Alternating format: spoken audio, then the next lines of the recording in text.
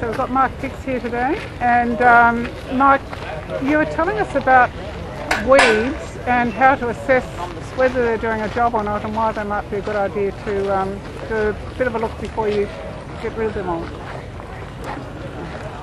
Yes, Helen. With weeds, there's always a problem why weeds are more prevalent or taking over your crops compared with nutrition, particularly compared to your crops. So what you usually find is that whatever your soil conditions are, they favour your weeds, and the object of the exercise is to find out what it is so you can correct the problem. And a lot of things like compaction, lack of calcium, lack of other nutrients, excess nutrients, like for instance if you got nettles, you have mostly excess potassium in your soil, that sort of thing. But the quickest way to find out if you have a problem is to take out your refractometer and take a reading of the sugar levels in your weed and take a reading of the sugar levels in your crop.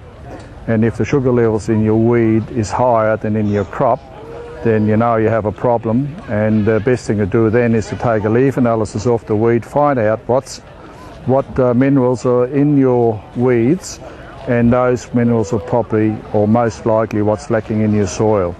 So the quickest way to correct that obviously is then you add those minerals that are missing in your soil, and you correct that particular weed problem. That's not to say that you may not have another one coming up and taking its place, but then you just repeat this process until you get your soil in a correct balance.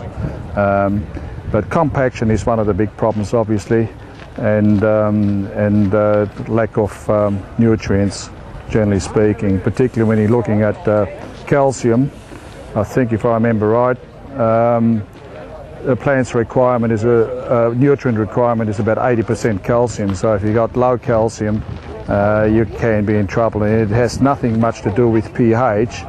Calcium is the difference between acid and base. It's a measurement between acid and base. It doesn't tell you whether you got adequate calcium or not, so you need to test for calcium. This is probably the main problem for weeds, but then the excesses are, like I mentioned before, like excess potassium. You got problems perhaps with if you used fertilizers like muriate of potash, which is largely chlorine, and of course that causes problem with your microbiology.